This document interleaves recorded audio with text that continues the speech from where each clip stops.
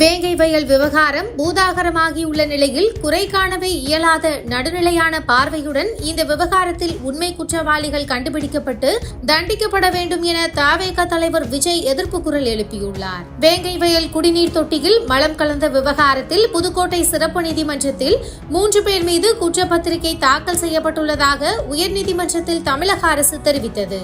வேங்கை வயல் வழக்கில் பட்டியல் சமூகத்தை சேர்ந்தவர்களை குற்றவாளிகள் என சொல்லியுள்ளதற்கு விசிக தலைவர் திருமாவளவன் போர்க்கொடி தூக்கியுள்ளார். அதேபோல் உண்மையான குற்றவாளிகள் யார் என்பதில் சந்தேகம் இருப்பதாக எதிர்க்கட்சிகள் பரபரப்பை கிளப்பி வருகின்றனர். இந்த நிலையில் வேங்கை வயல் விவகாரம் தொடர்பாக தவேக தலைவர் விஜய் எக்ஸ் தளத்தில் பதிவிட்டுள்ளார். அதில் வேங்கை வயல் விவகாரத்தில் உயர்நீதிமன்றத்தின் நேரடி கண்காணிப்பில் சிறப்பு புலனாய்வு குழு விசாரணை நடத்தி உண்மை குற்றவாளிகளுக்கு தண்டனை வழங்க வேண்டும். ஒரு விசாரணையின் முடிவுகள் கேள்விக்கு உள்ளாக்கப்படுகின்றன எனில் அவற்றை மறு விசாரணைக்கு உட்படுத்துவதில் எந்தவித தவறும் இல்லை.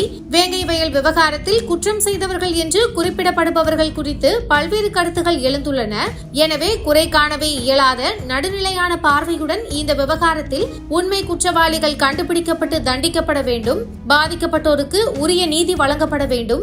அதன் மூலம் மக்களுக்கும் சரியான நீதி வழங்கப்பட்டது என்ற நம்பிக்கை ஏற்பட வேண்டும் என்பதே இந்த விவகாரத்தில் தவேகாவின் நிலைப்பாடாகும். மாநில அரசின் கட்டுப்பாட்டில் இருக்கும் சிபிசிஐடி ஏற்கனவே விசாரணை நடத்தி காலதாமதமாக விசாரணை அறிக்கையை தாக்கல் செய்துள்ளது.